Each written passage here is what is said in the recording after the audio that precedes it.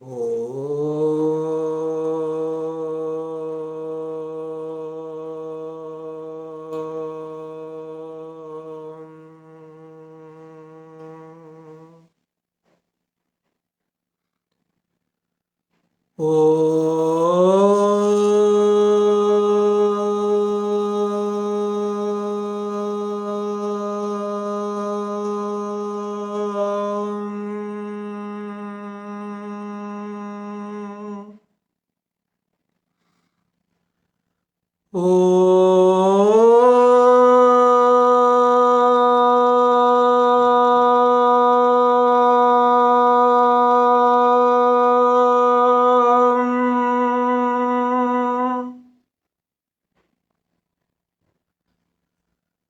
पुंडलीकवरदा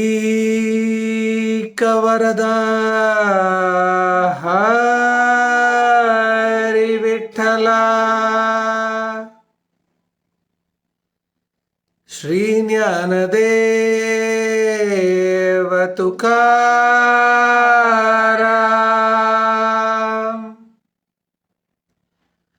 पंढरीनाथ महाराज की जय। संत ज्ञानेश्वर महाराज की जय।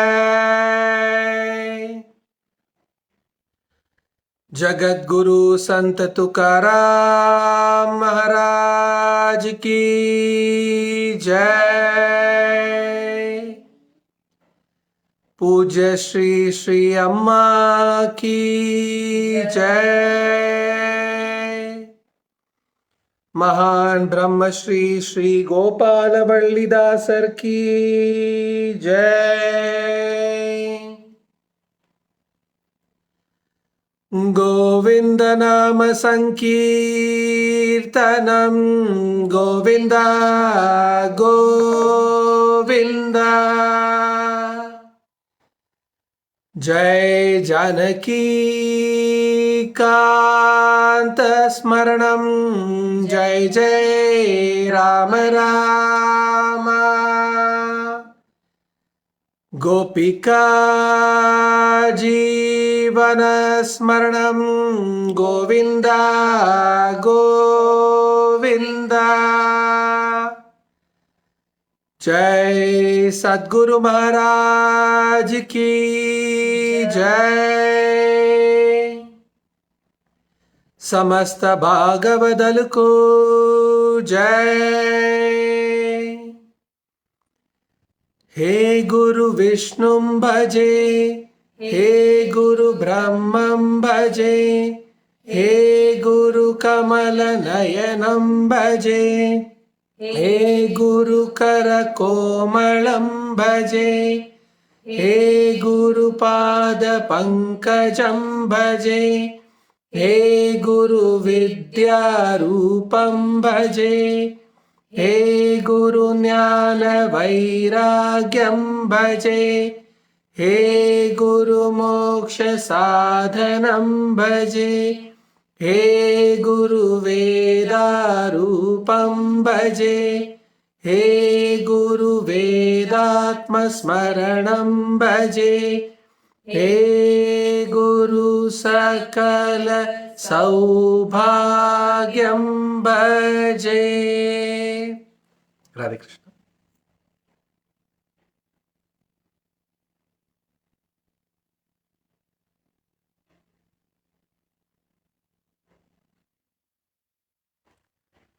गुरु गुरु का अर्थ होता है जो हमें अंधेरे से उजाले की तरफ लाए। तो यहां पर अंधेरा जो होता है वो हमारे मन का अंधेरा होता है और उजाला जो होता है वो प्रभु का तेज, प्रभु के चरण होते हैं। हमारे मन का अंधेरा क्या है? माया, जो हम हमारे रोज की जिंदगी में हम जिसको सत्य मानकर चलते हैं। टेंशन लेते हैं हम लोग, स्ट्रेस लेते हैं, कभी किसी से झगड़ा हो गया, किसी से प्रेम कर लिया। इन सब चीजों को जिसको हम अपने मन में बसाते हैं और प्रभु का विस्मरण हो जाता है हमें, परिपूर्ण तरीके से विस्मरण हो जाता है। हमें कभी ध्यान में भी नहीं रहता कि इस जगत में हम प्रभु की भक्ति करने के लिए आए हैं। सारे दिन में हम इस कदर अपने जीवन को बिताते हैं जहां पर हमारे मन में केवल और केवल मनुष्य, प्राणी, फल, फूल, शर्ट, पैंट, गोल्ड, पैसा, बस इन्हीं चीजों के पीछे हमारा मन इन्हीं चीजों के पीछे भागते रहता है। जब कभी हमारे जीवन में कोई ऐसी चीज आती है जिससे हमें तकलीफ हो, तब हमें प्रभु का स्मरण आता है, और वो भी इसीलिए ताकि हम प्रभु को गाली दे सके कि तुम्हारे कारण ये हुआ, मैंने किसी का क्या बिगाड़ा था कि तुमने मेरी जिंदगी में ये आपत्ति लाई, मैंने तो हमेशा सवेरे सवेरे उठकर तुम्हारा दिया जलाया, मैंने कभी ऐसा नहीं किया कि सवेरे उठकर मैंने तुम्हारे सामने श्लोक नहीं कहे। आपको लगता है कि प्रभु आपके दिया जलाने के लिए और आप उसके लिए 3-4 श्लोक कहेंगे, क्या प्रभु उसके लिए रुका है या प्रभु को उसकी जरूरत है? बिल्कुल नहीं। प्रभु को तो जरूरत है सिर्फ आपके निश्चल प्रेम की, निस्वार्थ प्रेम की, क्योंकि प्रभु आपसे वही करता है। एक माता क्या कभी ये चाहती है कि उसका बच्चा उसके लिए कपड़े लाए, उसको पैसे दे, या फिर उनके लिए कई सारी चीजें करे? एक माता को अपने बच्चे से सिर्फ प्रेम चाहिए होता है, क्योंकि वो माता भले ही बच्चे उससे प्रेम करे या ना करे, पर माता तो अपने बच्चे से प्रेम करती है। तो प्रभु को हमसे किसी और चीज की क्यों उम्मीद होगी? ये सारा ब्रह्मांड प्रभु चलाते हैं। कहते हैं कि प्रभु के शरीर में जितने सारे केश हैं, जितने बाल हैं, उन हर एक केश में कोटि कोटि ब्रह्मांड, कोटि कोटि ब्रह्मांड हर एक केश में। और इन सारे ब्रह्मांडों को प्रभु अपने 1/4 शक्ति से, 1/4 स्ट्रेंथ से चलाते। बाकी 3/4 तो वैसे ही है प्रभु के पास, अनयूज्ड, अनयूटिलाइज्ड। तो क्या प्रभु को हम कुछ दे सकते हैं? जो कुछ हमारे पास है वो भी प्रभु ने दिया हुआ है। तो प्रभु को हमसे इन सब चीजों की कोई उम्मीद नहीं है। इन सब चीजों का स्मरण करवाने के लिए और हमें यह समझाने के लिए कि इस जन्म में हम आए हैं वो प्रभु की भक्ति करने के लिए। सबसे पहले तो मनुष्य जन्म मिलना दुर्लभ है। मनुष्य जन्म मिलके भारत भूमि में जन्म मिलना उससे भी दुर्लभ है। भारत भूमि में जन्म लेकर हिंदू धर्म में जन्म लेना उससे भी दुर्लभ। इन सब चीजों को हमें मिलता है, उसके बावजूद प्रभु की भक्ति ना करना, इससे बड़ा इस जन्म में एक पाप, एक मूर्खता और कुछ भी हो ही नहीं सकता। ये याद दिलाने के लिए आते हैं गुरु। इसीलिए कहते हैं कृष्णम वंदे जगत गुरु। अब स्वयं कृष्ण, हर एक सद्गुरु स्वयं कृष्ण का स्वरूप है। अब कृष्ण को गुरु का स्वरूप लेकर आने की जरूरत क्या है?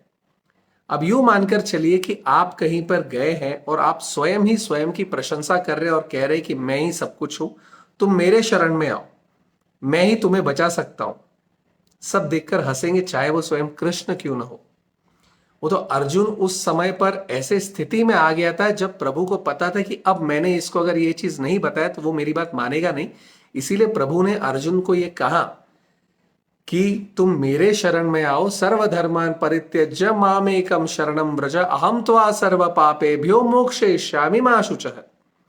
ये प्रभु ने अर्जुन को कब बताया? जब उसने 17 अध्याय में उसने अर्जुन को सारे श्लोकों से कर्म योग बताया, भक्ति योग बताया, हर एक योग का डिटेल्ड वर्जन बताया। उसके बाद प्रभु ने उसको बताया कि मैं ही हूं सब कुछ। तब अर्जुन ने माना।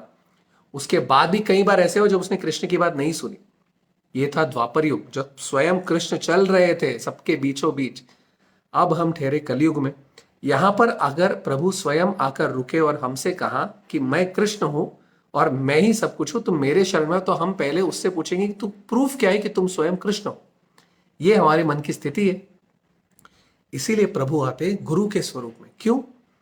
एक सदगुरु हमारे ही तरह एक मनुष्य का रूप धारण कर कर, हमारे ही बीच में रहकर, हमारे ही तरह कपड़े पहनकर, हमारे ही तरह खाना खाकर, हमारे बीच में वो सब कुछ चीज करते जो हम करते। उसके बावजूद उनका मन इन किसी भी चीजों में ना लगते हुए सिर्फ प्रभु के चरणों में होता है।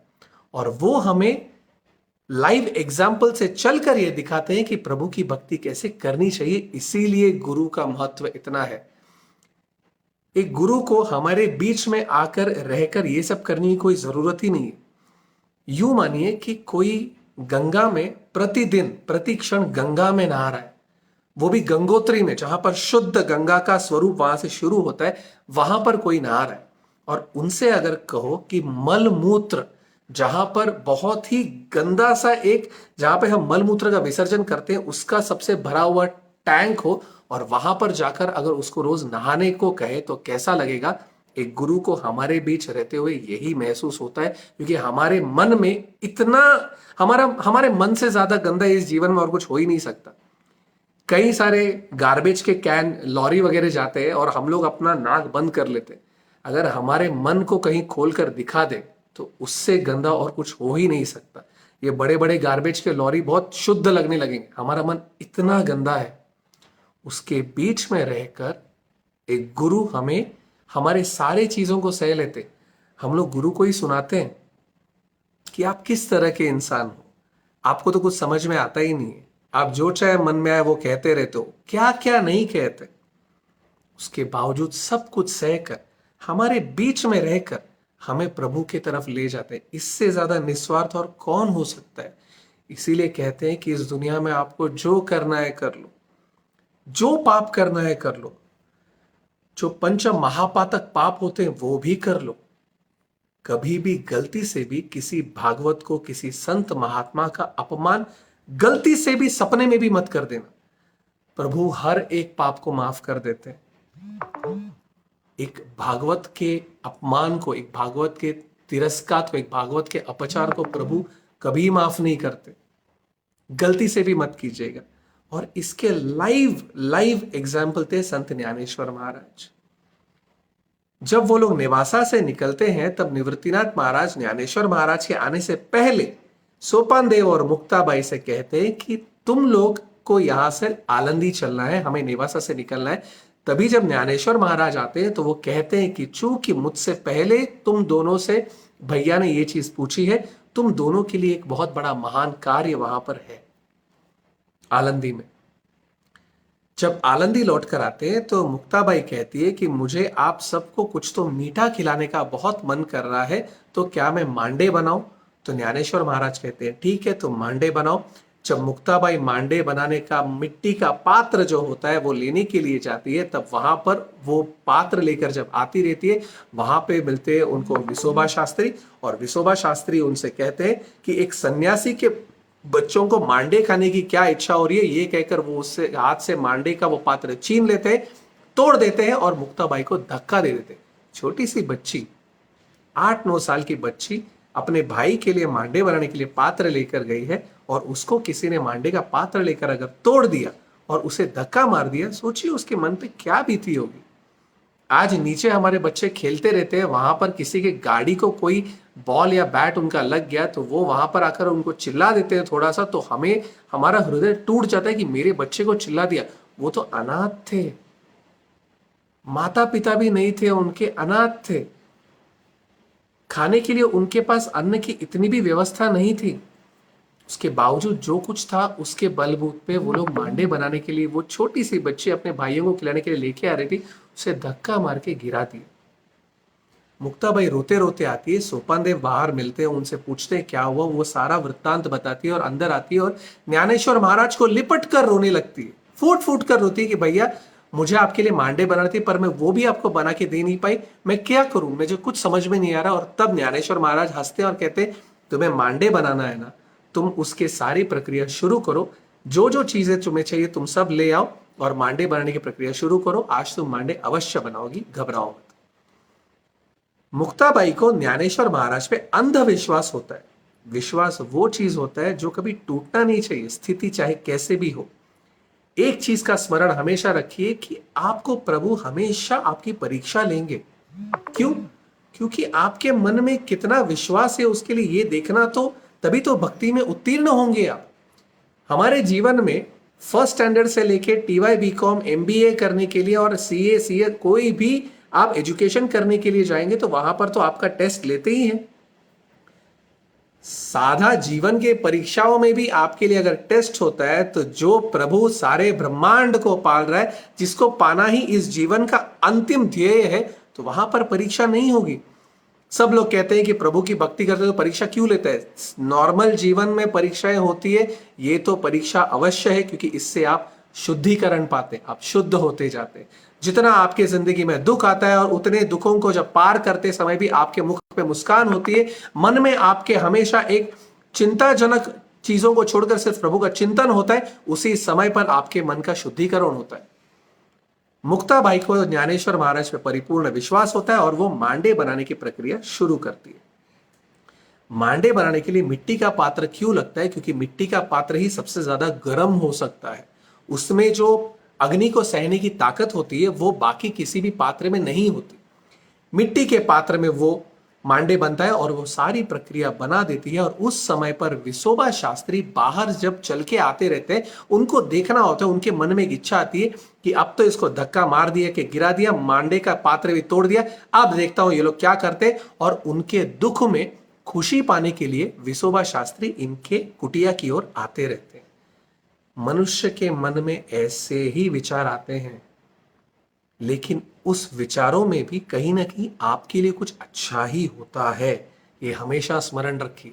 जब जब आपकी निंदा होगी, जब जब आपके ऊपर कोई अपमानजनक बातें होंगी, मान लीजिए कि इसके अंदर आपके लिए कोई बहुत बड़ा सुख छुपा है, इसमें आपको प्रभु की परिपूर्ण कृपा दृष्टि आप पाएंगे। ये हमेशा मानिए, कभी टूटिएगा नहीं, कभी मन को टूटने मत दीजिए। आपके मन को जब तक आपके गुरु जानते हैं, आपके मन को जब तक आपके कृष्ण जानते हैं, तब तक आपको दुनिया में किसी भी चीज के लिए, कोई भी आपके बारे में क्या सोच रहा है, इस चीज के बारे में आपको सोचने की आवश्यकता ही नहीं है। आपका मन सिर्फ आपके गुरु और आपके प्रभु के लिए है, बाकी इंसानों के लिए नहीं है। इंसानों के मन में सिर्फ स्वार्थ है। जब तक आप उनके स्वार्थ को पूर्ण करेंगे, तब तक वो आपकी वाहवाही करेंगे। एक बार उनका स्वार्थ आपने पूर्ण नहीं किया, आपका वो तिरस्कार अवश्य करेंगे। आपका मन सिर्फ प्रभु के लिए है, आपका मन सिर्फ गुरु के लिए है, सिर्फ भक्ति के लिए, नाम स्मरण के लिए, बाकी किसी चीज के लिए नहीं है। जब तक आप इन चीजों का ही स्मरण रखेंगे, आपके मन के दरवाजों को बाकी सब के लिए बंद रखेंगे, तब तक आपके मन में सिर्फ और सिर्फ संतोष ही होगा, सुख होगा, समाधान होगा। और ये जीवन का एक ही ध्येय है, मां शुच है। दुखी मत होइए, खुश रहिए। जब विसोबा खेचर इस कुटिया के तरफ आते रहते हैं, तब हर तरफ वहां पर बातें होती हैं सिर्फ ज्ञानेश्वर महाराज के भावार्थ दीपिका के बारे में, कि कितना सुंदर लिखा है, इसमें कितना सारा ज्ञान है, कितना सिंपल लैंग्वेज में लिखा है, कितने आसानी से समझ में आता है। हर तरफ यही कहते रहते। विसोबा शास्त्री के मन में ख्याल आते कि आखिर ये लिखा क्या है, क्योंकि वो एक विद्वान थे, सर्वगुण संपन्न थे। वेदों में उनको इतना ज्ञान था कि चारों वेद उनको परिपूर्ण रूप से पता था। ये सारी चीजों को देखते देखते सोचते हैं, इस सन्यासी के लड़के ने ऐसा क्या लिखा रहेगा जो इतनी तारीफ करे। देखते हैं और वो कुटिया की तरफ आते।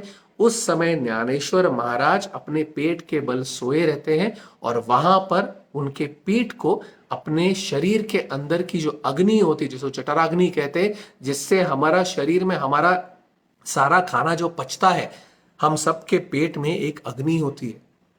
साइंटिफिक रूप से हम लोग सब देखते हैं तो उन्होंने दिखाया है कि हमारे पेट में ऐसे ऐसे चीजें, एसिड आता है, ये आता है, जिससे हमारा खाना डाइजेस्ट होता है। हमारे शरीर में एक अग्नि है, वो अग्नि स्वयं कृष्ण है। वही अग्नि है जो हमारे सारे अन्न को पचाती है।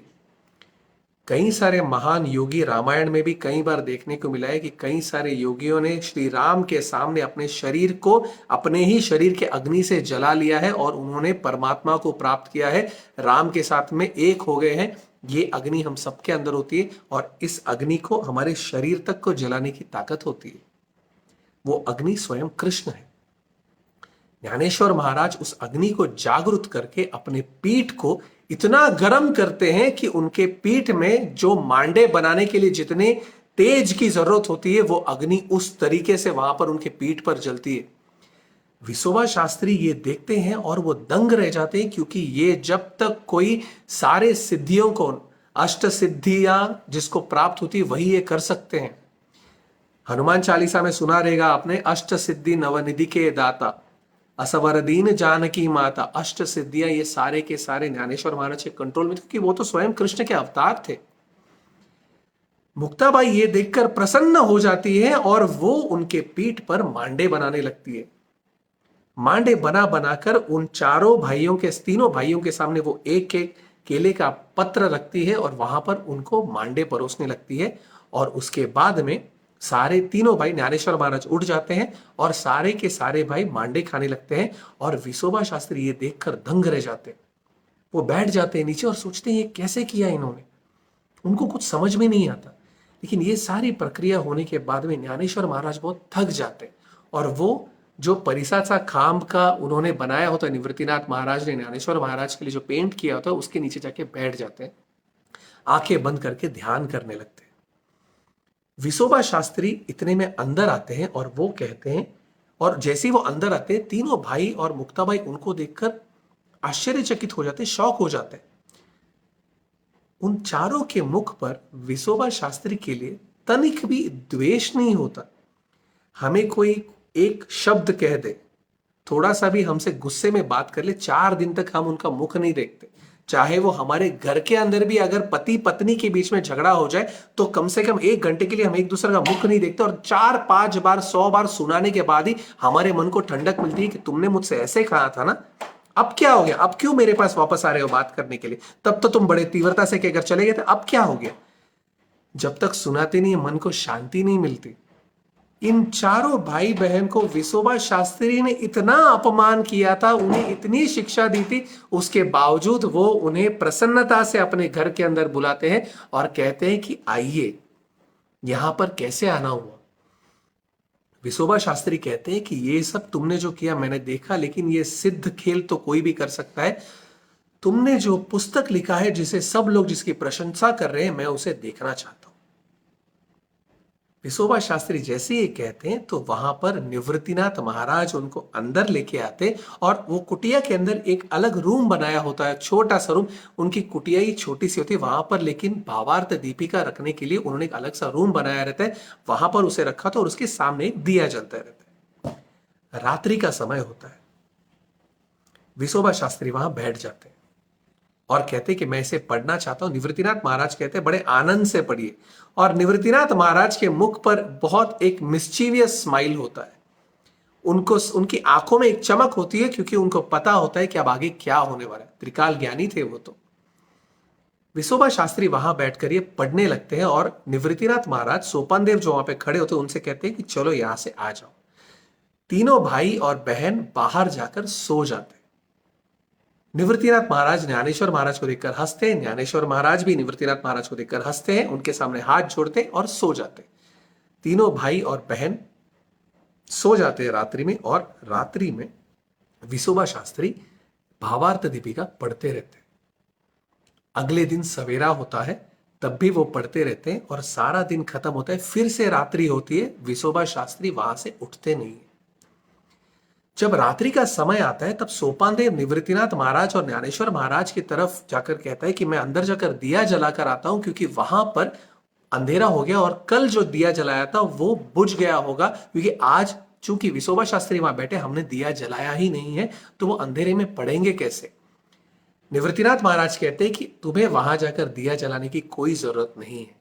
सोपान देव कहते हैं कि लेकिन ऐसे कैसे भैया, वहां पर तो दिया चाहिए, तब पढ़ेंगे कैसे। निवृत्तिनाथ महाराज हंसते हैं और सोपान देव के कंधे पर हाथ रखकर उनको अंदर की तरफ ले जाते हैं और वहां पर उनको एक ऐसी चीज दिखाते हैं जो देखकर सोपान देव आश्चर्यचकित हो जाते हैं। सोपान देव वहां पर देखते हैं कि जो भावार्थ दीपिका वो पढ़ते रहते हैं, वो भावार्थ दीपिका का सारा पुस्तक ग्लो होते रहता है, चमकते रहता है, उसमें एक तेज होता है। सारा रूम अंधेरे में होता है, लेकिन विसोबा शास्त्री के सामने की भावार्थ दीपिका चमकती रहती है। उसके हर एक शब्द उठ उठ कर विसोबा शास्त्री को दिखते रहते हैं। विसोबा शास्त्री की आंखों में अश्रु होते हैं, उनके सारे के सारे शरीर में ऐसा एक रोमांच होता है और वो भक्ति भाव में डूब गए होते हैं भावार्थ दीपिका पढ़ते पढ़ते। सोपान देव से निवृत्तिनाथ महाराज कहते हैं कि अब वो मन की आंखों से पढ़ रहे हैं और मन की आंखों में प्रभु बसते हैं, और प्रभु जहां पर बसते हैं वहां पर बाहर से किसी रोशनी की जरूरत नहीं होती, और वहां पर सिर्फ भावार्थ दीपिका की रोशनी ही काफी है, और वो मन की आंखों से पढ़ रहे हैं, भक्ति से पढ़ रहे हैं, इसीलिए उनको दिए की जरूरत नहीं है सोपाना, चलो आओ। चारों भाई और बहन फिर से वहां पर सो जाते हैं। सवेरे सवेरे निवृत्तिनाथ महाराज और ज्ञानेश्वर महाराज उठते हैं और वो कहते हैं कि हम बाहर जाकर आते हैं, स्नान ध्यान करके आते हैं, लेकिन सोपान तुम यहीं पर रुकना। सोपान देव को समझ में नहीं आता कि ऐसा क्यों कह रहे हैं, लेकिन चूंकि बड़े भाई ने कह दिया तो वो रुक जाते हैं और सोपान देव वहीं पर रुक जाते हैं। कुछ समय के बाद में सोपान देव अंदर की तरफ आते हैं और उस समय विसोबा शास्त्री आखिरी पन्ना लेकर बैठे रहते हैं और वो पढ़ते रहते हैं, जो होता है पसायदान का। पसायदान पढ़ते पढ़ते विसोबा शास्त्री के आंखों में से अश्रु आता है, उनके सारे शरीर में एक रोमांच होता है, उनका स्वर हिलने लगता है, क्योंकि उन्हें इतना रोना आता है और वो रोना दिल से, उनके हृदय से आता है, भक्ति पूर्वक आता है। उनका सारा मन बदल चुका होता है और उनमें इतनी एक करुणा, उनमें इतना एक लाज आ जाता है कि वो अपने आप को संभाल नहीं पाते। उस पान को वो नीचे रखते हैं, उस पन्ने को नीचे रखते हैं, हाथ जोड़ते हैं और प्रणाम करते हैं और फूट फूट कर रोने लगते हैं। उतने में सोपान देव आते हैं और वो विसोबा शास्त्री के कंधे पे हाथ रखते हैं और उनके दोनों कंधे पे हाथ रखकर पीठ थपथपाने लगते हैं, जैसे एक माता अपने पुत्र के पीठ को थपथपाती है जब वो रोते रहता है। इससे ज्यादा करुणा आपको कहां मिलेगी?